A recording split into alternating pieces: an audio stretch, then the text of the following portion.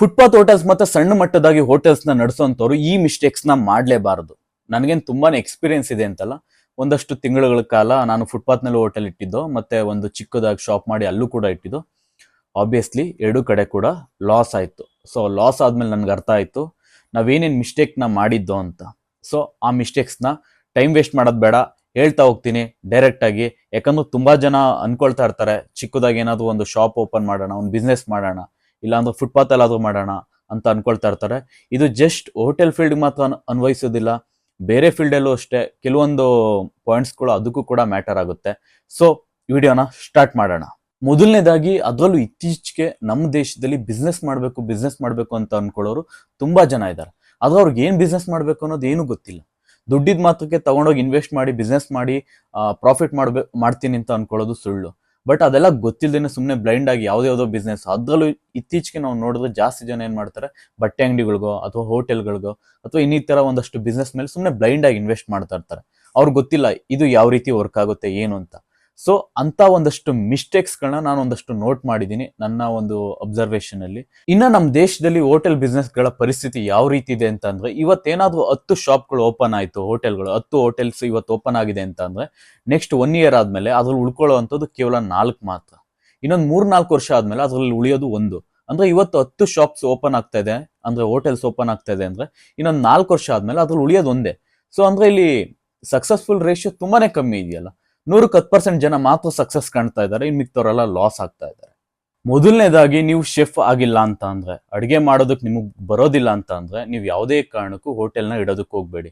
ನಾನು ದೊಡ್ಡ ಹೋಟೆಲ್ಸ್ ಬಗ್ಗೆ ಹೇಳ್ತಲ್ಲ, ದೊಡ್ಡ ಹೋಟೆಲ್ಸ್ಗಳೆಲ್ಲ ಅದಕ್ಕೆ ಅಂತಾನೆ ಸ್ಪೆಷಲಿಸ್ಟ್ ಒಂದು 4-5 ಜನ ಎಲ್ಲ ಇರ್ತಾರೆ ಶೆಫ್ಗಳು, ಬೇರೆ ಬೇರೆಯವರೆಲ್ಲ. ಸೊ ಅಲ್ಲಿ ಮ್ಯಾಟ್ರ್ ಆಗಲ್ಲ. ನಾನು ಹೇಳ್ತಾ ಇರೋದು ಸಣ್ಣ ಪುಟ್ಟ ಹೋಟೆಲ್ಸ್ ಮತ್ತೆ ಫುಟ್ಪಾತ್ ಹೋಟೆಲ್ಸ್, ಅದರಲ್ಲೂ ಮೇಯ್ನ್ ಆಗಿ. ಯಾಕೆ ಅಂತ ಅಂದ್ರೆ, ನೀವು ಫುಟ್ಪಾತ್ ಹೋಟೆಲ್ಸ್ ನಲ್ಲಿ ಇಡ್ತಾ ಇದ್ದೀರಾ ಅಂತ ಅಂದ್ರೆ, ಮೊದಲನೇ ಪಾಯಿಂಟ್ ಏನು ಅಂತಂದ್ರೆ, ಶೆಫ್ ನಿಮಗೆ ಆನ್ ಟೈಮ್ ಬರ್ದೇ ಇರ್ಬೋದು. ಒಂದಿನ ಬರ್ತಾನೆ, ಇನ್ನೊಂದಿನ ಬರಲ್ಲ, ಕೈ ಕೊಡ್ತಾನೆ, ಏನೋ ಅವನಿಗೂ ನಿಮ್ಗೆ ಇಶ್ಯೂ ಆಗುತ್ತೆ. ಯಾಕಂದ್ರೆ ಅಲ್ಲಿ ಅವನು ತುಂಬಾ ಪ್ರಾಪರ್ ಆಗಿ ವರ್ಕ್ ಮಾಡ್ತಾನೆ ಅನ್ನೋ ಗ್ಯಾರಂಟಿ ಇರಲ್ಲ. ಆಮೇಲೆ ನೀವು ಕಸ್ಟಮರ್ಸ್ಗೂ ಅಷ್ಟೇ, ನೀವು ಶೆಫ್ಗಳು ಚೇಂಜ್ ಆಗ್ತಾ ಇದಾರೆ ಅಂತ ಅಂದ್ರೆ ಟೇಸ್ಟ್ ಬೇರೆ ಬೇರೆ ಬರ್ತಾ ಇರುತ್ತೆ. ಸೊ ಇನ್ಕನ್ಸಿಸ್ಟೆನ್ಸಿ ಕಾಣಿಸುತ್ತೆ, ಅಲ್ಲಿ ಜನ ನೆಕ್ಸ್ಟ್ ಟೈಮ್ ಬರೋದು ಕಮ್ಮಿ ಆಗ್ಬಿಡುತ್ತೆ. ಮತ್ತೆ ಇನ್ನೊಂದು, ಅದರಲ್ಲೂ ಫುಟ್ಪಾತ್ ಹೋಟೆಲ್ಸ್ ನಡೆಸೋರು ಶೆಫ್ಗೆ ಬೇರೆ ಇಟ್ಕೊಂಡು ಕುತ್ಕೊಂಡ್ರೆ, ಅವ್ರಿಗೆ ಬೇರೆ ಎಕ್ಸ್ಟ್ರಾ ಸ್ಯಾಲ್ರಿ ಕೊಡ್ತಾ ಹೋದ್ರೆ, ಸೊ ನಿಮ್ಗೆ ಪ್ರಾಫಿಟ್ ಆಗೋದು ಎಲ್ಲಿಂದ? ಅವ್ರಿಗೆ ಒಂದು 20-25 ಸಾವಿರ ಕೊಡ್ತೀರಾ ಅಂತ ಅನ್ಕೊಂಡ್ರೆ, ಸೊ ನಿಮ್ಗೆ ಪ್ರಾಫಿಟ್ ಆಗಲ್ಲ. ಸೊ ಆಟೋಮೆಟಿಕ್ಲಿ ಏನಾಗುತ್ತೆ, ನಿಮ್ಗೆ ಲಾಸ್ ಆಗುತ್ತೆ. Second point, parking. Footpath hotels ಬಿಡಿ, ಎಲ್ಲೋ ಒಂದ್ ಕಡೆ ಇಟ್ಟಿರ್ತೀರಾ, ಬಟ್ ಸಣ್ಣ ಪುಟ್ಟ ಹೋಟೆಲ್ಸ್ ಓಪನ್ ಮಾಡ್ಬೇಕಾದಾಗ ಪಾರ್ಕಿಂಗು ತುಂಬಾನೇ ಇಂಪಾರ್ಟೆಂಟ್. ಯಾಕಂದ್ರೆ ನೀವು ಯಾವ ಟೈಪ್ ಜನನ ನೀವು ಅಟ್ರಾಕ್ಟ್ ಮಾಡ್ತಾ ಇದ್ದೀರಾ ಅನ್ನೋದು ತುಂಬಾನೇ ಇಂಪಾರ್ಟೆಂಟ್. ಕೆಲವರೆಲ್ಲ ಈಗೆಲ್ಲ ನಾರ್ಮಲ್ ಯಾರೇ ಬಂದ್ರು ವೆಹಿಕಲ್ಸ್ ಅಲ್ಲಿ ಬಂದೇ ಬರ್ತಾರೆ, ಬೈಕ್ ಎಲ್ಲಾದ್ರೂ ಬಂದೇ ಬರ್ತಾರೆ. ಸೊ ಅವ್ರಿಗೇನಾದ್ರು ಪಾರ್ಕಿಂಗ್ ಇಲ್ಲ ಅಂತ ಅಂದ್ರೆ, ಅಲ್ಲಿ ಬಂದವ್ ನಾನು ನಿಲ್ಸೋದೇ ಗಾಡಿ, ಅವ್ನು ಊಟ ಮಾಡ್ಬೇಕು ಅಂತ ಅನ್ಸೋದು ಕೂಡ, ಮುಂದೆ ಎಲ್ಲಾದ್ರೂ ಪಾರ್ಕಿಂಗ್ ಇರುತ್ತಾ ಹೋಗಿ ನೋಡೋಣ ಬಿಡು ಅಂತ ಅನ್ಕೊಂಡು ಸ್ಕಿಪ್ ಮಾಡಿ ಹೋಗ್ತಾನೆ. ನೆಕ್ಸ್ಟ್ ಥರ್ಡ್ ಪಾಯಿಂಟ್, ಕ್ಲೆನಿನೆಸ್ ಅಂದ್ರೆ ಹೋಟೆಲ್ನಲ್ಲಿ ಅದರಲ್ಲೂ ತುಂಬಾನೇ ಇಂಪಾರ್ಟೆಂಟ್. ಬೇರೆ ಇನ್ನೆಲ್ಲೂ ನಿಮ್ಗೆ ಆ ಕಡೆ ಈ ಕಡೆ ಇದ್ರೂ ನಡೆಯುತ್ತೆ, ಬಟ್ ಹೋಟೆಲ್ನಲ್ಲಿ ಕ್ಲೀನ್ ಆಗಿರೋದು ತುಂಬಾನೇ ಇಂಪಾರ್ಟೆಂಟ್. ನನಗೆ ಬೇಸಿಕಲಿ ತುಂಬಾ ಎಕ್ಸ್ಪೀರಿಯನ್ಸ್ ಆಗಿದೆ. ಇಷ್ಟೋ ಕಡೆ ಹೋಗಿದ್ದೀನಿ, ಯಾವುದೋ ಒಂದು ಕುರುಬ್ರಳ್ಳಿ ಸೈಡ್ ಯಾವುದೋ ಒಂದು ಹೋಟೆಲ್ಗೆ ಹೋಗಿದ್ದು ನಾನು ನನ್ನ ಫ್ರೆಂಡು, ಲೈಕ್ ಬಿರಿಯಾನಿ ಟೇಸ್ಟ್ ಮಾಡೋಣ ಅಂತ. ನಾವು ಬಿರಿಯಾನಿ ಆರ್ಡರ್ ಮಾಡಿ ಕುತ್ಕೊಂಡಿದೀವಿ, ಯಾರು ಇಲ್ಲ ನಮ್ಮನ್ ಬಿಟ್ರೆ ಕಸ್ಟಮರ್ಸ್. ಏನೋ ಒಳ್ಳೆ ಹಳೇ ಬಿಲ್ಡಿಂಗ್ ಇದ್ದಂಗಿತ್ತು. ನೋಡಿದ್ರೆ ಒಳಗಡೆ ಇಲಿ ಹೊಡಿತಾ ಇದ್ದಾನೆ ವ್ಯಕ್ತಿ, ಇಲಿದು ಸೌಂಡ್ ಬರ್ತಾ ಇದೆ. ಸೊ ನಮ್ಗೆ ಅಲ್ಲಿ ಕುತ್ಕೊಂಡು ನೆಕ್ಸ್ಟ್ ಒಂದು ಊಟ ತಗೊಂಡ್ ಮಾಡಕ್ಕಾಗುತ್ತಾ, ತಿನ್ನಕ್ಕಾಗುತ್ತಾ, ಬಿಡಕ್ಕಾಗುತ್ತಾ? ಸೊ ಅಷ್ಟು ಇಲಿ ಇದಾವೆ ಅಂತ ಅಂದ್ರೆ ನಮ್ಗೊಂದು ಮೈಂಡ್ ಸೆಟ್ ಬರುತ್ತೆ, ಅದು ಎಲ್ಲೆಲ್ಲಿ ಓಡಾಡಿ ಇರುತ್ತೋ ಏನೋ ಅನ್ಬಿಟ್ಟು. ಇನ್ನೂ ಒಂದ್ಸತಿ ಆಗಿತ್ತು, ಯಾವುದೋ ಒಂದು ಟೇಬಲ್ ಮೇಲೆ ಕುತ್ಕೊಂಡು ಒಂದು ಹೋಟೆಲ್ ನಲ್ಲಿ ಊಟ ಮಾಡ್ತಾ ಇದ್ದೀನಿ. ಸೊ ನಾನು ತಿಂತಾ ಇದ್ದೀನಿ, ಅಲ್ಲಿಂದ ಸೈಡಲ್ಲಿ ಬರ್ತಾ ಇದೆ ಏನೋ ಜಿರಳೆ ಬರ್ತಾ ಇದೆ, ಚಿಕ್ಕದಾಗಿ ಬರುತ್ತೆ, ಅಲ್ಲೇ ನಿಲ್ಲುತ್ತೆ. ನನಗೆ ತಟ್ಟೆ ಹೆಂಗೆ ಎತ್ಕೊಳ್ಳೋದು, ಅದೋದ್ಮೇಲೆ ಮತ್ತೆ ಇಡೋದು, ಅದ್ ಬಂದಾಗ ಎತ್ಕೊಳ್ಳೋದು ಮತ್ತೆ ಇಡೋದು. ನಂಗೆ ನೋಡ್ ಸಾಕಾಗಿ ಎದ್ ನಿಂತ್ಕೊಂಡು ತಿನ್ನೋದಕ್ಕೆ ಶುರು ಮಾಡಿದೆ. ನೆಕ್ಸ್ಟ್ ಟೈಮ್ ಆ ಹೋಟೆಲ್ಸ್ಗೆ ನಾನು ಹೋಗ್ಲೇ ಇಲ್ಲ, ಬಿಟ್ಟೆ ಜೀವನದಲ್ಲಿ ಆ ಕಡೆ ತಿರ್ಗೋದು. ಸೊ ಅದಷ್ಟೇ ಅಲ್ಲ, ಈವನ್ ವರ್ಕರ್ಸ್ ಕೂಡ ಅಷ್ಟೇ, ಪಾನ್ ಪರಕ್ ಹಾಕೋದು, ಏನೇನೋ ಬರುತ್ತಲ್ಲ ಅದನ್ನೆಲ್ಲ ಹಾಕೊಂಡು, ಬೀಡ ಗಿಡ ಎಲ್ಲ ಹಾಕೊಂಡೆಲ್ಲ ಇರೋದು. ಸೊ ಅದೆಲ್ಲ ಏನಾಗುತ್ತೆ ಅಂತ ಅಂದ್ರೆ, ನೋಡೋರ್ಗೊಂಥರ ಅನ್ಸುತ್ತೆ. ಯಾಕಂದ್ರೆ ಅವರು ಅನ್ಕೊಂಡು ಎಲ್ಲೆಲ್ಲೋ ಸಿಡಿತಾ ಇರುತ್ತೆ. ಸೊ ಅದರಿಂದ ಅವರು ವರ್ಕರ್ಸ್ ಕೂಡ ತುಂಬಾ ಕ್ಲೀನ್ ಆಗಿರೋದು ತುಂಬಾನೇ ಇಂಪಾರ್ಟೆಂಟ್. ಎಲ್ಲಾ ಕಡೆ ಕೂಡ ಕ್ಲೀನ್ ಆಗಿರ್ಬೇಕು. ಒಂಚೂರು ಕೂಡ ಏನು ಅದ್ರಲ್ಲೂ ಈ ಜಿರ್ಲೆ, ಇಲಿ ಇಂಥವೆಲ್ಲ ಕಾಣಿಸ್ತು ಅಂತಂದ್ರೆ ಕಸ್ಟಮರ್ ಬರಲ್ಲ, ಯಾವುದೇ ಕಾರಣಕ್ಕೂ ಬರಲ್ಲ. ಯಾರ್ ತಾನೇ ಬರ್ತಾರೆ? ನೆಕ್ಸ್ಟ್, ಟೇಸ್ಟ್ ನಲ್ಲಿ ಕಾಂಪ್ರಮೈಸ್ ಆಗುವಂಥದ್ದು. ಟೇಸ್ಟ್ ನ ವೇರಿ ಮಾಡ್ತಾ ಇರೋದು. ಒಂದಿನ ಚೆನ್ನಾಗಿತ್ತು ಅಂದ್ರೆ ಇನ್ನೊಂದಿನ ಚೆನ್ನಾಗಿಲ್ಲ. ಒಂದಿನ ಸೂಪರ್ ಆಗಿರುತ್ತೆ, ಇನ್ನೊಂದಿನ ಮೀಡಿಯಂ ಆಗಿರುತ್ತೆ. ಒಂದಿನ ಖಾರ ಇರುತ್ತೆ, ಒಂದಿನ ಖಾರ ಕಮ್ಮಿ ಇರುತ್ತೆ. ಈ ತರ ಮಾಡಿದಾಗ ಏನಾಗುತ್ತೆ ಅಂದ್ರೆ, ಸೊ ಕಸ್ಟಮರ್ಸ್ ಯಾರು ಅಡಿಕ್ಟ್ ಆಗಲ್ಲ. ಯಾಕಂದ್ರೆ ಒಬ್ಬೊಬ್ರಿಗೂ ನನ್ನ ಟೇಸ್ಟ್ ಇರುತ್ತೆ. ಒಬ್ಬಂಗೆ ತುಂಬಾ ಖಾರ ಇದ್ರೆ ಇಷ್ಟ ಆಗುತ್ತೆ, ಒಬ್ಬಂಗೆ ಸ್ವಲ್ಪ ಲೈಟ್ ಆಗಿತ್ತು ಅಂದ್ರೆ ಇಷ್ಟ ಆಗುತ್ತೆ. ನೀವು ಒಂದಿನ ಲೈಟ್ ಆಗಿರೋ ಇದನ್ನ ಮಾಡಿರ್ತಾರೆ ಅಂದ್ರೆ ಖಾರ ಕಮ್ಮಿ ಇರುತ್ತೆ. ಆ ದಿನ ಖಾರ ತಿನ್ನುವಂತ ವ್ಯಕ್ತಿ ಬಂದಾಗ ಏನಾಗುತ್ತೆ, ಅವ್ನಿಗೆ ಇಷ್ಟ ಆಗಲ್ಲ. ಇನ್ನೊಂದ್ ದಿನ ಏನ್ ಮಾಡ್ತೀರಾ, ಖಾರ ಜಾಸ್ತಿ ಹಾಕ್ಬಿಟ್ಟು ಮಾಡಿರ್ತೀರಾ, ಆಯ್ತಾ, ಆವಾಗ ಖಾರ ಕಮ್ಮಿ ತಿನ್ನುವಂತ ವ್ಯಕ್ತಿ ಬರ್ತಾನೆ. ಸೊ ಅವ್ನಿಗೂ ಇಷ್ಟ ಆಗ್ತಿಲ್ಲ, ಇವನಿಗೂ ಇಷ್ಟ ಆಗ್ತಿಲ್ಲ. ನೀವು ವೇರಿ ಮಾಡ್ತಾ ಇದ್ರೆ, ಒಂದೊಂದ್ ದಿನ ಒಂದೊಂದ್ ಚೇಂಜ್ ಮಾಡ್ತಾ ಇದ್ರೆ ಸೊ ಯಾರಿಗೂ ಇಷ್ಟ ಆಗಲ್ಲ. ಯಾಕಂದ್ರೆ ಎಲ್ರು ಕೂಡ ಯಾರು ಮೆಚ್ಚಿಸೋದಕ್ ಸಾಧ್ಯ ಇಲ್ಲ. ಅಟ್ಲೀಸ್ಟ್ ನೀವು ಒಂದಷ್ಟು ಜನಕ್ಕೆ ಮೆಚ್ಚಿಸ್ಬೇಕು ಅಂದ್ರೆ ಆ ಕನ್ಸಿಸ್ಟೆನ್ಸಿ ತುಂಬಾನೇ ಇಂಪಾರ್ಟೆಂಟ್. ಟೇಸ್ಟ್ ನ ಒಂದೇ ರೀತಿ ಮೇಂಟೈನ್ ಮಾಡಬೇಕು. Next presentation. ನೀವು ಫುಡ್ ಹೇಗ್ ಕೊಡ್ತೀರಾ, ಟೇಸ್ಟು, ಅದ್ರ ಜೊತೆಗೆ ತುಂಬಾ ಇಂಪಾರ್ಟೆಂಟ್ ಏನಂತ, ನೀವೇಂದ್ರಲ್ಲಿ ಕೊಡ್ತೀರಾ, ನೀವು ಕೊಡುವಂತ ಪ್ಲೇಟ್ ಯಾವುದು, ಸೊ ಅದು ಕೂಡ ಮ್ಯಾಟರ್ ಆಗುತ್ತೆ. ಕೆಲವ್ರಿಗೆ ಒಬ್ಬೊಬ್ರು ಒಂದೊಂದು ರೀತಿ ಇಷ್ಟಪಡ್ತಾರೆ. ಕೆಲವು ಸ್ಟೀಲ್ ಪ್ಲೇಟ್ ಅಲ್ಲಿ ಇಷ್ಟಪಡ್ತಾರೆ, ಕೆಲವು ನಾರ್ಮಲ್ ಪ್ಲೇಟ್ಸ್. ಕೆಲವೊಂದು ಹೋಟೆಲ್ಸ್ಗೆ ಹೋಗ್ತೀವಿ, ಕೆಲವೊಂದು ಪ್ಲೇಟ್ ಇರುತ್ತೆ ಫುಲ್ ಎಲ್ಲ ಬ್ಲ್ಯಾಕ್ ಎಲ್ಲ ಆಗೋಗಿರುತ್ತೆ. ಅಲ್ಲಿ ನೋಡ್ತಾ ಇದ್ರೇನೆ ಗೊತ್ತಾಗ್ತಾರೆ ಇದು ಚೆನ್ನಾಗಿರಲ್ಲ, ಒಂಥರ ಅಂತ ಅನ್ಸುತ್ತೆ ಅನ್ಬಿಟ್ಟು. ಕೆಲವು ಹೋಟೆಲ್ಸ್ ಅಲ್ಲಿ ಏನ್ ಮಾಡ್ತಾರೆ, ಬಾಳೆ ಎಲೆ ಹಾಕಿ ಕೊಡ್ತಾರೆ. ನಾವು ಕ್ಲೀನ್ ಆಗಿ ಅಬ್ಸರ್ವ್ ಮಾಡಿದ್ರೆ ಅವ್ರ ಆ ಪ್ಲೇಟೇ ತೊಳಿತಾ ಇರಲ್ಲ, ಸುಮ್ಮನೆ ಬಾಳೆ ಎಲೆ ಹಾಕಿ ಹಾಕಿ ಹಾಕಿ ಕೊಡ್ತಾ ಇರ್ತಾರೆ. ಸೊ ಹಿಂಗೆ ಡಿಫ್ರೆಂಟ್ ಕಸ್ಟಮರ್ಸ್ಗೆ ಆ ಪ್ರೆಸೆಂಟೇಷನ್ ಕೂಡ ತುಂಬಾನೇ ಇಂಪಾರ್ಟೆಂಟ್ ಆಗುತ್ತೆ. ನೀವು ಯಾವ ತರ ಕೊಡ್ತೀರಾ ಅನ್ನೋದು ಕೂಡ ಮುಖ್ಯ ಆಗುತ್ತೆ. ಅದು ಕೆಲವೊಂದು ಏರಿಯಾ ವೈಸ್ ಕೂಡ ಮ್ಯಾಟರ್ ಆಗುತ್ತೆ. ಒಂದೊಂದ್ ಕಡೆ ಜನ ಒಂದೊಂದ್ ರೀತಿ ತಿನ್ನೋದಕ್ಕೆ ಇಷ್ಟಪಡ್ತಾರೆ. ಸೊ ಅದನ್ನು ಕೂಡ ನೀವು ಚೆನ್ನಾಗಿ ಅರ್ಥ ಮಾಡ್ಕೊಂಡು ಪ್ರೆಸೆಂಟೇಷನ್ ಕೊಡೋದು ಕೂಡ ತುಂಬಾನೇ ಮುಖ್ಯ. ನೆಕ್ಸ್ಟ್ ಪಾಯಿಂಟ್, ಇದು ಆಸ್ ಎ ಕಸ್ಟಮರ್ ಆಗಿ ಕೂಡ ನನಗೂ ಫೀಲ್ ಆಗಿದೆ. ಫಾರ್ ಎಕ್ಸಾಂಪಲ್, ನಾವೆಲ್ಲೋ ಒಂದ್ ಕಡೆ ಹೋಗ್ತೀವಿ, ಬಿರಿಯಾನಿ ತಗೊಳ್ತೀವಿ. ಸರ್ ಮೊಸರು ಬಜ್ಜಿ ಹಾಕ್ಲಾ ಬೇಡವಾ ಅಂತ ಕೇಳ್ತಾರೆ. ಯಾಕಂದ್ರೆ ನಾವು ತಗೊಳ್ತಾ ಇರೋದೇ ಬಿರಿಯಾನಿ. ಸೊ ಅದಕ್ಕೆ ಏನ್ ಬರುತ್ತೋ ಅದನ್ನ ಕೊಡ್ಬೇಕು. ಈಗ ಅನ್ನ ಸಾಂಬಾರ್ ತಗೊಳ್ತಾ ಇರ್ತೀವಿ, ಸರ್ ರಸಂ ಕೊಡ್ಲಾ ಬೇಡವಾ, ಆ ತರ ಕೇಳಕ್ ಹೋಗ್ಬಾರ್ದು. ಚಟ್ನಿ ಹಾಕ್ಲಾ ಬೇಡವಾ, ಸೊ ಇರೋದೇನಿದೆಯೋ ಅದನ್ನ ಹಾಕಿ ಕೊಟ್ಬಿಡ್ಬೇಕು ಅವ್ರಿಗೆ. ಕಸ್ಟಮರ್ ಬೇಡ ಅಂತಂದು ಅವರೇ ಬಾಯ್ಬಿಟ್ಟು ಮೊದಲೇ ಹೇಳ್ತಾರೆ. ಸೊ ಅದನ್ನ ನಾವು ಕೇಳಕ್ ಹೋಗ್ಬಾರ್ದು ಅವ್ರ ಹತ್ರ. ಸರ್ ಇದನ್ನ ಹಾಕ್ಲಾ, ಇದನ್ನ ಬೇಡವಾ, ಹಾಗೆ ಹೇಗೆಲ್ಲ. ಅದನ್ನ ಅವ್ರ ಏನ್ ಕಾಸ್ಟ್ ಕೊಡ್ತಾ ಇದಾರೋ, ಅದೇನ್ ಪ್ರೈಸ್ ಕೊಟ್ಟು ಒಂದು ಪ್ರಾಡಕ್ಟ್ ನ ತಗೊಳ್ತಾ ಇದೀರೋ, ಆ ಪ್ರಾಡಕ್ಟ್ ಏನಿದೆಯೋ ಅದು ಸಂಪೂರ್ಣವಾಗಿ ಕೊಟ್ಬಿಡ್ಬೇಕು. ಸೊ ಅದನ್ನ ಕೊಡ್ಲಾ, ಇದನ್ನ ಬೇಡವಾ, ಇದನ್ನ ತೆಗಿಲ್ಲ, ಅವೆಲ್ಲ ಕೇಳಕ್ಕೆ ಹೋಗ್ಬಾರ್ದು. Next drinking water. ಎಷ್ಟೋ ಫುಟ್ಪಾತ್ ಹೋಟೆಲ್ಸ್ ಮತ್ತೆ ಸಣ್ಣ ಪುಟ್ಟ ಹೋಟೆಲ್ಸ್ ಅಲ್ಲಿ ನೋಡಿದ್ರೆ ನೀರ್ ಕುಡಿಯೋದಕ್ಕೆ ಸರಿಯಾಗಿ ಇಟ್ಟೇ ಇರಲ್ಲ. ಜಗ್ಗಳಲ್ಲಿ ಫಿಲ್ ಮಾಡಿರ್ತಾರೆ, ಅದ್ ಖಾಲಿ ಆದ್ಮೇಲೆ ಯಾರು ಫಿಲ್ ಮಾಡೋರೇ ಇಲ್ಲ. ಅದು ಎಲ್ಲ ಏನಾಗುತ್ತೆ ಅಂದ್ರೆ ಸ್ವಲ್ಪ ಇರಿಟೇಷನ್ ಅನ್ಸುತ್ತೆ ಅದು ಹೋಗಿ. ಮತ್ತೆ ಕೆಲವೊಂದು ಕುಡಿಯೋ ನೀರು ಇಟ್ಟಿರೋ ಜಾಗ ನೋಡ್ಬೇಕು ಫುಟ್ಪಾತ್ ಹೋಟೆಲ್ಸ್ ಅಲ್ಲಿ, ಅದ್ ಕೈ ತೊಳೆಯೋ ಜಾಗ ಇದ್ದಂಗೆ ಇರುತ್ತೆ. ಅದು ನೋಡಿದ್ರೆ ಕುಡಿಯೋ ನೀರು ಅಂತ ಹೇಳೋದಕ್ಕೆ ಸಾಧ್ಯ ಇಲ್ಲ. ಸೊ ಅದು ಕೂಡ ತುಂಬಾನೇ ಮ್ಯಾಟರ್ ಆಗುತ್ತೆ. ಯಾಕಂದ್ರೆ ಜನ ಊಟ ಮಾಡಿದ್ಮೇಲೆ ನೀರು ಕುಡಿಲೇಬೇಕು. ಮತ್ತೆ ಇನ್ನೊಂದಷ್ಟು ಸಣ್ಣ ಪುಟ್ಟ ಹೋಟೆಲ್ಸ್ಗಳಲ್ಲಿ ಫೋರ್ಸ್ಫುಲ್ಲಿ ವಾಟರ್ ಬಾಟಲ್ನ ಬೈ ಮಾಡಿ ಅಂತ ತಂದು ಇಟ್ಬಿಡ್ತಾರೆ ಮೊದಲೇ. ನಾನಂತೂ ಯಾವುದೋ ಒಂದು ಯಾವುದೋ ಪಾನಿಪುರಿ ತಿನ್ನಕ್ ಹೋಗಿದ್ದು, ಜಸ್ಟ್ ಒಂದು ಪ್ಲೇಟ್ ಪಾನಿಪುರಿ ತಿನ್ನಕ್ ಹೋಗಿ ₹10 ಇಟ್ಬಿಟ್ಟಿದ್ದಾರೆ ಟೇಬಲ್ ಮೇಲೆ ಆಲ್ರೆಡಿ. ನಾವು ಅದನ್ನ ಮುಟ್ಟು ಇಲ್ಲ, ಅದನ್ನ ನೋಡು ಇಲ್ಲ, ಏನು ಇಲ್ಲ. ಬಿಲ್ಲಿಂಗ್ ಹಾಕ್ಬೇಕಾದಾಗ ಅದನ್ನು ಸೇರ್ಸ್ ಹಾಕಿದ್ದಾರೆ ₹10 ಅನ್ಬಿಟ್ಟು. ನಾವು ಅದನ್ನ ಮುಟ್ಟು ಇಲ್ಲ, ಅದನ್ನ ರಿಟರ್ನ್ ಇಲ್ಲ ತಗೊಳ್ಳೇಬೇಕು ಕಂಪಲ್ಸರಿ ಅಂತ ಅಷ್ಟೇ. ನೆಕ್ಸ್ಟ್ ಟೈಮ್ ಆ ಹೋಟೆಲ್ಸ್ ಕಡೆ ನಾವು ತಲೆ ಹಾಕು ನೋಡಲ್ಲ, ಯಾರು ಕೂಡ ಹೋಗೋದಿಲ್ಲ. Next point, as A customers ಆಗಿ ತುಂಬಾ ಜನಕ್ಕೆ ಇದು ಫೀಲ್ ಆಗ್ತಾ ಇರುತ್ತೆ, ಪ್ರೈಸ್ ಬೋರ್ಡ್ ಇಲ್ದೇ ಇರೋಂಥದ್ದು. ದೊಡ್ಡ ಹೋಟೆಲ್ಸ್ ಬಿಡಿ, ಎಲ್ಲ ಒಳಗಡೆ ಹೋದ್ಮೇಲೆ ಮೆನುಗಿನು ಅದೆಲ್ಲ ಸ್ವಲ್ಪ ದುಡ್ಡಿರೋರೇ ಹೋಗ್ತಾರೆ, ಅವ್ರಿಗೊಂದು ಐಡಿಯಾನು ಇರುತ್ತೆ ಆಲ್ರೆಡಿ ಹೋಟೆಲ್ಸ್ ಅಲ್ಲಿ ಏನ್ ಪ್ರೈಸ್ ಇರುತ್ತೆ ಅಂತ. ಬಟ್ ಸಣ್ಣ ಪುಟ್ಟ ಹೋಟೆಲ್ಸ್ಗಳಲ್ಲಿ ಮತ್ತೆ ಫುಟ್ಪಾತ್ ನಲ್ಲಿ ಪ್ರೈಸ್ ಬೋರ್ಡ್ ಇರೋದು ತುಂಬಾನೇ ಇಂಪಾರ್ಟೆಂಟ್. ಯಾಕಂದ್ರೆ ಇಲ್ಲಿ ಬರೋಂಥವ್ರೆಲ್ಲ ಸಾಮಾನ್ಯವಾಗಿ ಮಿಡಲ್ ಕ್ಲಾಸ್ ಜನ, ಬಡವರು, ಇಂಥವ್ರೆ ಕಷ್ಟಪಟ್ಟು ದುಡಿಯೋರೆ ಜಾಸ್ತಿ ಬರೋಂಥದ್ದು. ಸೊ ಅವ್ರಿಗೇನೊಂದು ಒಂದು ಕ್ಯಾಲ್ಕುಲೇಷನ್ ಇರುತ್ತೆ, ಇಲ್ಲಿ ಏನ್ ಪ್ರೈಸ್ ಇರುತ್ತೆ ಏನು ಅಂತ. ಯಾಕಂದ್ರೆ ಎಲ್ಲಾನು ಅವ್ರು ಬಂದಲ್ಲಿ ಕೇಳಿ ಇದ್ ಮಾಡ್ಕೊಳಕ್ಕಾಗಲ್ಲ, ಇದೆಷ್ಟು ಅದೆಷ್ಟು ಅಂತ ಕೇಳ್ಬಿಟ್ಟು ತಗೊಳಲ್ಲ. ಸೊ ಅವ್ರಿಗೊಂದು ಕ್ಯಾಲ್ಕುಲೇಷನ್ ಸಿಗುತ್ತೆ. ಪ್ರೈಸ್ ಬೋರ್ಡ್ ಇತ್ತು ಅಂದ್ರೆ ತುಂಬಾ ಜನ ಅಟ್ರಾಕ್ಟ್ ಆಗ್ತಾರೆ. ನಾನಂತೂ ಪರ್ಸನಲಿ ಪ್ರೈಸ್ ಬೋರ್ಡ್ ಇತ್ತು ಅಂತಂದ್ರೆ ಸ್ವಲ್ಪ ಹೋಗೋದು ಜಾಸ್ತಿ. ಯಾಕಂದ್ರೆ ನನ್ಗೊಂದು ಗೊತ್ತಾಗುತ್ತಲ್ಲ ಒಂದು ಕ್ಯಾಲ್ಕುಲೇಷನ್ ಎಷ್ಟಿದೆ, ಅದಕ್ಕೆ ಈ ಐಟಮ್ಗೆ ಇಷ್ಟಿದೆ, ಈ ಐಟಮ್ಗೆ ಇಷ್ಟಿದೆ ಅಂತ ಅಂದಾಗ ಸೊ ತಗೊಳೋದಕ್ಕೆ ಈಸಿ ಆಗುತ್ತೆ. ಯಾಕಂದ್ರೆ ಎಲ್ಲರೂ ಅಂಬಾನಿಗಳಲ್ಲ, ಜೇಬ್ ತುಂಬಾ ದುಡ್ಡು ಇಟ್ಕೊಂಡು ಸೊ ಎಷ್ಟು ಹಣ ಬಿಲ್ ಆಗ್ಬಿಡ್ಲಿ ತಗೊಬಿಡೋಣ ಅಂತ ಯಾರು ಮೈಂಡ್ ಸೆಟ್ ಇಟ್ಕೊಳ್ಳೋದಿಲ್ಲ. ಸೊ ಅದರಿಂದ ಪ್ರೈಸ್ ಬೋರ್ಡ್ ತುಂಬಾನೇ ಇಂಪಾರ್ಟೆಂಟು. ಅದ್ರಲ್ಲೂ ಯಾರು ಲೈಕ್ ಜೆನ್ಯೂನ್ ಆಗಿ ಬಿಸ್ನೆಸ್ ಮಾಡ್ತಾ ಇರ್ತೀರಾ, ಕಸ್ಟಮರ್ಸ್ ಯಾಕೋ ಕಮ್ಮಿ ಬರ್ತಾ ಇದಾರೆ, ನೀವು ಪ್ರೈಸ್ ಕಮ್ಮಿನೇ ಇಟ್ಟಿರ್ತೀರಾ, ಆದ್ರೂ ಯಾಕೆ ಕಸ್ಟಮರ್ಸ್ ಬರ್ತಾ ಇಲ್ಲ ಅಂತಂದ್ರೆ ಕಸ್ಟಮರ್ಸ್ ಗೊತ್ತೇ ಇಲ್ಲ ನಿಮ್ಮ ಹತ್ರ ಪ್ರೈಸ್ ಕಮ್ಮಿ ಇದೆ ಅಂತ.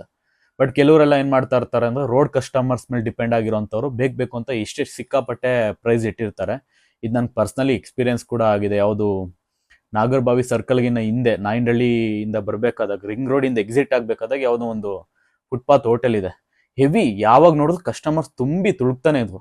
ನಾನು ಏನ್ಕಪ್ಪ ಇಷ್ಟೊಂದು ಇದ್ದಾರೆ ಪರವಾಗಿಲ್ಲ ಅಂದ್ಬಿಟ್ಟು ಹೋಗ್ಬಿಟ್ಟು ಅನ್ಸ್ತಿ ಒಂದು ಮುದ್ದೆ ಆಫ್ ರೈಸ್ ಆಫ್ ಚಿಕನ್ ತಗೊಂಡೆ. ಆಫ್ ಚಿಕನ್ ಅಲ್ಲಿ 4 ಪೀಸ್ ಕೊಟ್ಟಿದ್ದ, ಅದ್ರಲ್ಲಿ 2 ಕತ್ತಿನ ಮೂಳೆನೆ ಹಾಕಿದ್ದ. ಸೊ ತಿಂದಾದ್ಮೇಲೆ ಎಷ್ಟು ಅಂತ ಕೇಳಿದ್ರೆ ₹150 ಅಂತ ಹೇಳ್ದ. ನಂಗೆ ಶಾಕ್ ಆಗೋಯ್ತು. ನಾನು ಇನ್ನೂ ಒಂದ್ಸತಿ ಕೇಳಿದೆ, ಸರ್ ಆಫ್ ಚಿಕನ್ ಒಂದು ಮುದ್ದೆ ಆಫ್ ರೈಸ್ 150. ಇದು ಯಾವಾಗ ಆಗಿದ್ದು ಅಂದ್ರೆ 2022ರಲ್ಲಿ, 4 ವರ್ಷ ಆಯ್ತಾ ಬಂತು. ಅವಾಗ್ಲೇ ಅಷ್ಟು ಪ್ರೈಸ್ ಹೇಳ್ದ. ಬೇರೆ ಕಡೆ ಈಗಲೂ ಇಷ್ಟು ಪೀಣ್ಯ ಸೆಕೆಂಡ್ ಸ್ಟೇಜ್ ಆ ತರ ಏರಿಯಾಗಳಲ್ಲೆಲ್ಲ ಹೋದ್ರೆ ಅಷ್ಟೆಲ್ಲ ಈಗ ತಿಂದ್ರು ಕೂಡ ಒಂದು ₹80 ಆಗೋದು ಡೌಟ್. ಸೊ ಆ ತರ ಇದೆ. ಸೊ ಅಂಥದ್ರಲ್ಲಿ ಕೆಲವ್ರು ಮಾತ್ರ ಈ ಥರ ರೋಡ್ ಕಸ್ಟಮರ್ಸ್ನ ಅವ್ರ ಮೇಲೆ ಡಿಪೆಂಡ್ ಆಗಿ ಇಷ್ಟ ಬಂದಂಗೆ ಪ್ರೈಸ್ ಇಟ್ಕೊಂಡು ಮಾಡೋರು ಇರ್ತಾರೆ. ಬಟ್ ಜೆನ್ಯೂನ್ ಆಗಿ ಬಿಸ್ನೆಸ್ ಮಾಡ್ತಾ ಇರೋಂಥವ್ರು ದಯವಿಟ್ಟು ಪ್ರೈಸ್ ಬೋರ್ಡ್ನ ಇಡಿ. ಸೊ ಜನಕ್ಕೆ ಆಮೇಲೆ ಅರ್ಥನೂ ಆಗುತ್ತೆ, ನಿಮ್ಮ ಹತ್ರ ಏನೇನಿದೆ ಅಂತ ಅವ್ರಿಗೊಂದು ಐಡಿಯಾನು ಇರುತ್ತೆ. ಅದೆಲ್ಲ ಇತ್ತು ಅಂದ್ರೆ ಸೊ ಈಸಿ, ಸೊ ಅದು ಬೆಟರ್. Next point, quantity. ನೀವು ಎಷ್ಟು ಕ್ವಾಂಟಿಟಿಲಿ ಫುಡ್ ಕೊಡ್ತೀರೋ ಅನ್ನೋದು ತುಂಬಾನೇ ಮ್ಯಾಟ್ರ್ ಆಗುತ್ತೆ. ಯಾಕಂದ್ರೆ ಈ ರಿಚ್ ಪೀಪಲ್ಸ್ ಬರೋಂಥ ದೊಡ್ಡ ದೊಡ್ಡ ಹೋಟೆಲ್ಸ್ಗಳಲ್ಲಿ ಅಲ್ಲಿ ಇಷ್ಟೇ ಕ್ವಾಂಟಿಟಿ ಕಮ್ಮಿ ಕೊಟ್ಟರು ನಡೆಯುತ್ತೆ. ಯಾಕಂದ್ರೆ ಅವ್ರಿಗೆ ಅದು ಮ್ಯಾಟ್ರ್ ಆಗಲ್ಲ, ಅವ್ರು ವೆರೈಟೀಸ್ ಫುಡ್ ತಿನ್ಬೇಕು ಅಂತ ಯೋಚನೆ ಮಾಡ್ತಿರ್ತಾರೆ, ಮತ್ತು ಅವ್ರ ಹತ್ರ ಅಷ್ಟು ದುಡ್ಡು ಕೂಡ ಇರುತ್ತೆ. ಬಟ್ ಮಿಡಲ್ ಕ್ಲಾಸ್ ಜನ ಮತ್ತೆ ಬಡವರು, ಅದ್ರಲ್ಲಿ ಕಷ್ಟಪಟ್ಟು ದುಡಿಯೋರು, ಕೂಲಿ ಮಾಡೋರು, ಇವರೆಲ್ಲ ಏನಾಗ್ತಾರೆ ಅಂತ ಅಂದ್ರೆ ಅವ್ರಿಗೆ ಎಷ್ಟು ಕ್ವಾಂಟಿಟಿ ಸಿಗುತ್ತೆ ಅನ್ನೋದು ಕೂಡ ಅವ್ರಿಗೆ ಮ್ಯಾಟ್ರ್ ಆಗುತ್ತೆ. ಅದರಲ್ಲೂ ಫುಟ್ಪಾತ್ ಹೋಟೆಲ್ಸ್ ಮತ್ತೆ ಸಣ್ಣ ಪುಟ್ಟ ಹೋಟೆಲ್ಸ್ ಅಲ್ಲಿ ಅವ್ರಿಗೆ ಏನಾದ್ರು ಕ್ವಾಂಟಿಟಿ ತುಂಬಾ ಲೆಸ್ ಕೊಡ್ತಾ ಇದಾರ ಅಂತಂದ್ರೆ ಅವ್ರು ನೆಕ್ಸ್ಟ್ ಟೈಮ್ ಬರೋದು ಸ್ವಲ್ಪ ಕಮ್ಮಿ ಮಾಡ್ತಾ ಇರ್ತಾರೆ. ಅಲ್ಲಿ ಜಾಸ್ತಿ ಕೊಡಲ್ಲ, ಅಲ್ಲಿ ಕಮ್ಮಿ ಕೊಡ್ತಾನೆ. ಸೊ ಈಸಿಯಾಗಿ ಮಾತು ಬರುತ್ತೆ. ಹಂಗಂತ ತುಂಬಾ ಓವರಾಗಿ ಕೊಡಿ ಅಂತಾನು ಹೇಳಕ್ಕಾಗಲ್ಲ. ಯಾಕಂದ್ರೆ ಈ ಮಿಸ್ಟೇಕ್ ನಾನು ಮಾಡಿದ್ದೆ. ಒಂದು ಎಗ್ ರೈಸ್ ಕೇಳಿದ್ರೆ ನಾನು ಕೊಟ್ಟರೆ ಒಳ್ಳೆ ಫ್ಯಾಮಿಲಿ ಪ್ಯಾಕ್ ತರ ಎಗ್ ರೈಸ್ ಹಾಕ್ಬಿಟ್ಟು ಕೊಡ್ತಾ ಇದ್ದೆ. ಅಂದ್ರೆ ಐಡಿಯಾ ಇರ್ತಾರಲ್ಲ, ಜಾಸ್ತಿ ಹಾಕ್ಬಿಟ್ಟೆಲ್ಲ ಕೊಟ್ಬಿಡ್ತಾ ಇದ್ವು. ಸೊ ಆ ಥರ ಏನಿಲ್ಲ, ಅದಕ್ಕೊಂದು ಲಿಮಿಟ್ ಅಂತ ಇರುತ್ತೆ. ಅದು ಇಷ್ಟು ಇರುತ್ತೋ ಅಷ್ಟು ಕೊಡ್ಬೋದು. ಯಾಕಂದ್ರೆ ಟಿಫನಲ್ಲಿ ಮಾತ್ರ ನೀವು ಸ್ವಲ್ಪ ಕಮ್ಮಿ ಕ್ವಾಂಟಿಟಿಲಿ ಕೊಡ್ಬೋದು. ಟಿಫನ್ ಯಾರು ಜಾಸ್ತಿ ತಿನ್ನೋಕ್ಕಾಗಲ್ಲ.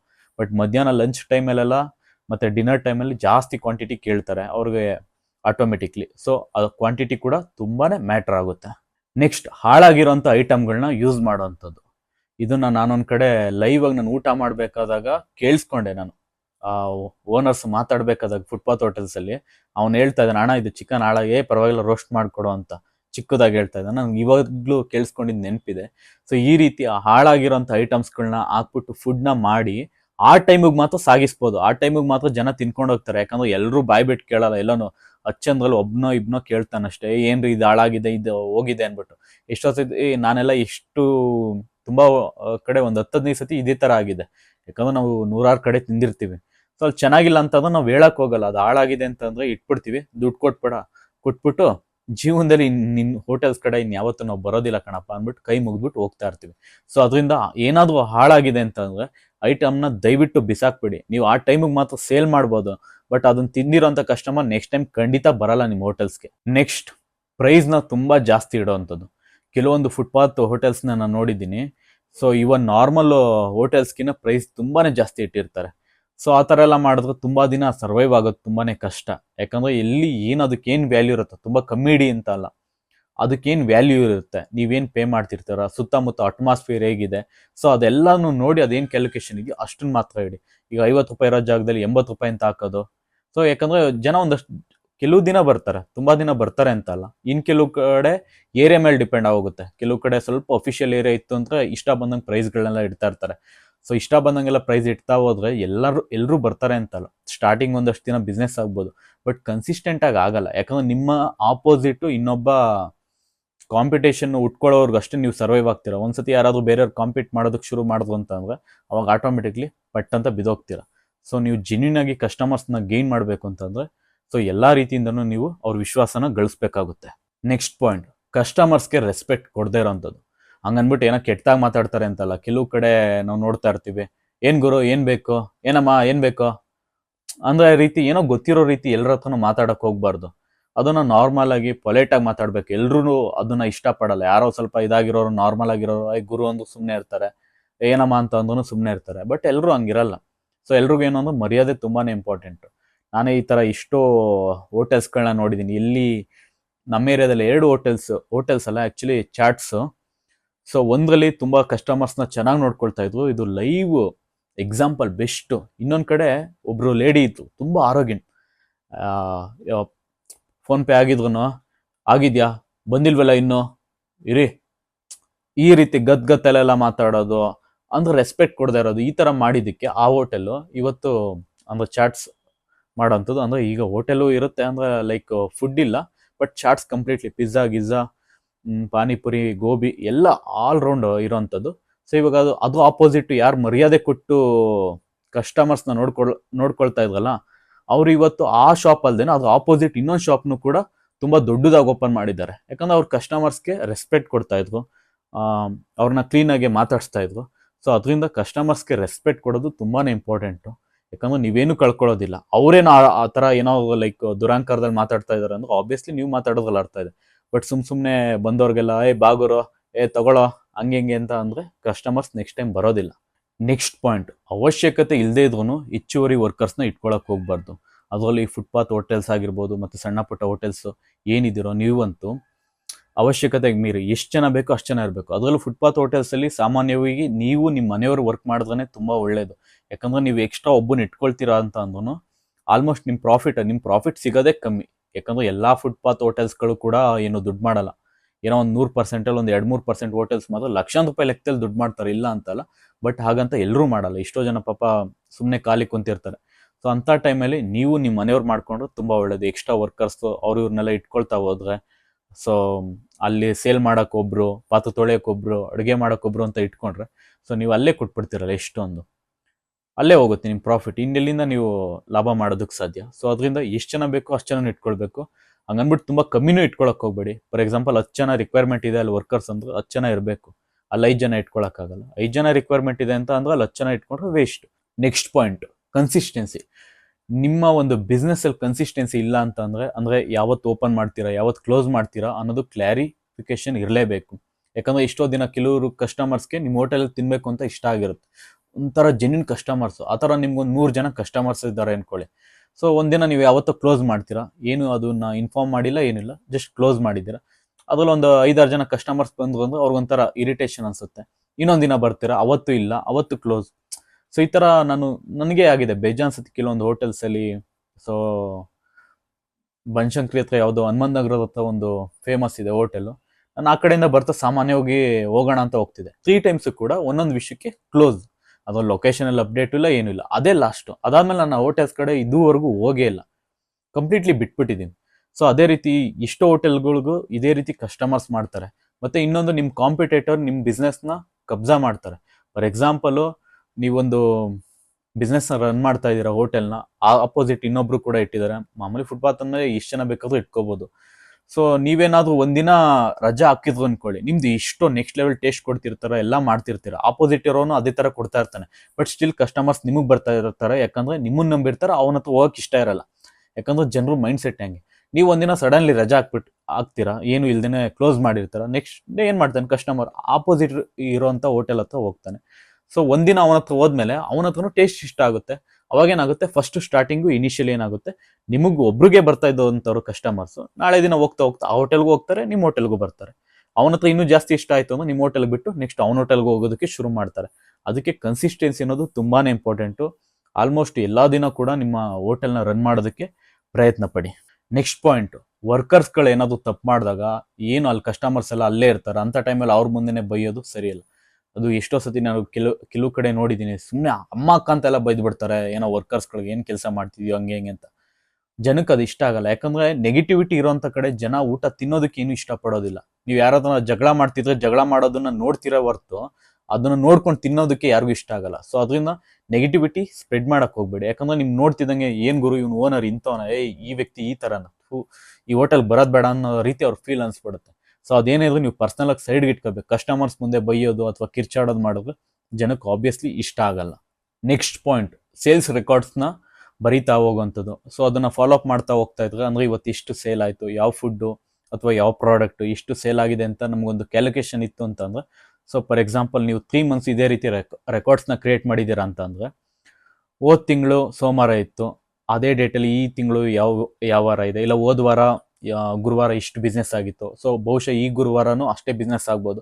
ಸೊ ನಿಮ್ಗೊಂದು ಐಡಿಯಾ ಸಿಗುತ್ತೆ, ಯಾವ್ಯಾವ ಟೈಮಲ್ಲಿ ಯಾವ್ಯಾವ ದಿನ ಇಷ್ಟಿಷ್ಟು ಸೇಲ್ಸ್ ಆಗುತ್ತೆ ಏನು ಅನ್ನೋದು ನಿಮ್ಗೊಂದು ಐಡಿಯಾ ಸಿಗ್ತಾ ಹೋಗುತ್ತೆ. ಅವಾಗ ನೀವೇನು ಮಾಡ್ತೀರಾ, ವೇಸ್ಟೇಜ್ ಕಮ್ಮಿ ಆಗುತ್ತೆ. ಯಾಕಂದರೆ ಹೋಟೆಲ್ ಫೀಲ್ಡ್ನಲ್ಲಿ ಬೇರೆ ಫೀಲ್ಡ್ಗಿನ್ನ ವೇಸ್ಟೇಜ್ ಮ್ಯಾನೇಜ್ಮೆಂಟ್ ಅಂತ ಬಂದರೆ ತುಂಬಾ ಇಂಪಾರ್ಟೆಂಟ್. ಯಾಕಂದರೆ ಒನ್ ಟೈಮ್ ನೀವು ಮಾಡಿದ ಫುಡ್ ಏನಿದೆಯೋ ಅದು ಆ ಟೈಮ್ ಅಷ್ಟೇ. ಈವನ್ ಬೇಕ್ರಿಲಾದರೂ ಒಂದು 2 ದಿನ 3 ದಿನ ಇಡ್ಬೋದು ಮ್ಯಾಕ್ಸಿಮಮ್. ಅದ್ಬಿಟ್ಟು ಹೋಟೆಲ್ಸ್ನಲ್ಲಿ ಅವಾಗ ಮಾಡಿದ್ದು ಅವಾಗೇ ಆಗಬೇಕು. ಫಾರ್ ಎಕ್ಸಾಂಪಲ್ ನೀವು 100 ಜನಕ್ಕೆ ಅಡುಗೆ ಮಾಡಿ ಅವತ್ತು 10 ಜನ ಬಂತು ಅಂದರೆ ನಿಮ್ಗೆ 90 ಜನದ್ದು ಫುಡ್ ಲಾಸ್. ಸೊ ಅದರಿಂದ ನೀವು ಇದನ್ನು ಮೇಂಟೈನ್ ಮಾಡಿದ್ರೆ ಸೊ ನಿಮಗೆ ಇದೊಂದು ಯೂಸ್ ಆಗುತ್ತೆ. ಬೇರೆ ಬಿಸ್ನೆಸ್ಗೂ ಸಹ ಈ ಒಂದು ರೊಟೀನ್ನ ಮೇಂಟೈನ್ ಮಾಡ್ತಾ ಹೋದ್ರೆ ಒಂದು ಬುಕ್ನಲ್ಲಿ ತುಂಬಾ ಯೂಸ್ ಆಗೋಂಥ ವಿಷಯ. ಇದಿಷ್ಟೇ ಅಲ್ಲ, ಇನ್ನೂ ಸಾಕಷ್ಟು ವಿಷಯಗಳಿದೆ. ಸೊ ನನಗೆ ಈಗ ಬರೆಯೋದಕ್ಕೆ ಕುತ್ಕೊಂಡಾಗ ಇಷ್ಟೇ ಬರೆಯೋದಕ್ಕಾಗಿದ್ದು. ಸೊ ಎಲ್ಲ ಪಾಯಿಂಟ್ಸ್ನ ಕವರ್ ಅಪ್ ಮಾಡೋಕ್ಕಾಗಿಲ್ಲ. ಸೊ ನಿಮಗೆ ಏನಾದರೂ ಬೇರೆ ಇನ್ನೂ ಒಂದಷ್ಟು ಪಾಯಿಂಟ್ಸ್ ಇತ್ತು, ಬೇರೆ ವಿಷಯಗಳಿತ್ತು ಅಂದರೆ ನೀವು ಕಮೆಂಟ್ ಸೆಕ್ಷನಲ್ಲಿ ಹಂಚ್ಕೊಳ್ಬೋದು. ಸೊ ಅದರಿಂದ ಬೇರೆಯವ್ರಿಗೂ ಕೂಡ ಒಂದು ನಾಲೆಡ್ಜ್ ಸಿಗುತ್ತೆ. ಸೊ ಯಾರಾದರೂ ಬಿಸ್ನೆಸ್ ಮಾಡಬೇಕು ಅಂತ ಅಂದ್ಕೊಳ್ಳೋರು ದಯವಿಟ್ಟು ತುಂಬ ಹುಷಾರಾಗಿ ಬಿಸ್ನೆಸ್ ಮಾಡಿ. ನಿಮಗೆ ಏನು ಗೊತ್ತಿಲ್ಲದೆ ಯಾವತ್ತು ಯಾವುದಾದ್ರೂ ಬಿಸ್ನೆಸ್ ಆಗಿರ್ಬೋದು, ನೀವು ಅದರಲ್ಲಿ ಎಕ್ಸ್ಪೀರಿಯನ್ಸ್ ಆಗಿದ್ರೆ ಆಸ್ ಎ ವರ್ಕರ್ ಆಗಿ ನೀವು ಒಂದು 2 ವರ್ಷ 3 ವರ್ಷ 5 ವರ್ಷ ವರ್ಕ್ ಮಾಡಿ, ಬರೀ ವರ್ಕ್ ಅಷ್ಟೇ ಅಲ್ಲ, ಅದ್ರ ಬಗ್ಗೆ ತಿಳ್ಕೊಂಡಿರ್ಬೇಕು. ಹೇಗೆ ಆಪ್ರೇಟ್ ಆಗುತ್ತೆ ಈ ಬಿಸ್ನೆಸ್ಸು, ಏನೇನು ಏನು ಕತೆ, ಎಲ್ಲಿ ಏನೇನು ಐಟಮ್ ಸಿಗುತ್ತೆ, ಯಾವ್ಯಾವ ಪ್ರಾಡಕ್ಟ್ಸ್ ಎಲ್ಲಿ ಕಮ್ಮಿಗೆ ಸಿಗುತ್ತೆ. ಯಾಕಂದ್ರೆ ಬಿಸ್ನೆಸ್ಸಲ್ಲಿ ಎಲ್ಲಿ ಇದು ತುಂಬಾನೇ ಇಂಪಾರ್ಟೆಂಟು. ನೀವು ವೆಂಡರ್ನ ಹುಡಿಕೊಂಡ್ರೆ ಎಲ್ಲಿ ಚೀಪಾಗಿ ಸಿಗುತ್ತೆ ಅನ್ನೋದು ತುಂಬಾನೇ ಇಂಪಾರ್ಟೆಂಟು. ಸುಮ್ಮನೆ ನೀವು ಹೋಗ್ಬಿಟ್ಟು ಪಕ್ಕದ ಅಂಗಡಿಲಿ ಕಾಕ ಅಂಗಡಿಲಿ ಎತ್ಕೊಂಡು ಬರ್ತೀನಿ ಅಂತಂದ್ರೆ ಆಗಲ್ಲ. ಸೊ ಇದೆಲ್ಲ ಮ್ಯಾಟ್ರ್ ಆಗುತ್ತೆ. ಕಸ್ಟಮರ್ಸ್ನ ಹ್ಯಾಂಡಲ್ ಮಾಡೋ ರೀತಿ, ಕ್ರೌಡ್ ಹ್ಯಾಂಡಲ್ ಮಾಡೋ ರೀತಿ, ಮತ್ತೆ ನೀವೇನ್ ಮಾಡ್ತೀರಾ ಅಂದ್ರೆ ಓನರ್ ಯಾರೋ ಇರ್ತಾರೆ, ಬಟ್ ನೀವು ಎಕ್ಸ್ಪೀರಿಯನ್ಸ್ ಮಾಡ್ತಾ ಇರ್ತೀರಾ ಹೋಟೆಲಲ್ಲಿ ಏನು ನಡೀತಾ ಇದೆ, ಇಲ್ಲ ಈ ಬಿಸ್ನೆಸ್ಸಲ್ಲಿ ಏನು ನಡೀತಾ ಇದೆ. ಸೊ ಇದೆಲ್ಲ ಮ್ಯಾಟ್ರ್ ಆಗುತ್ತೆ.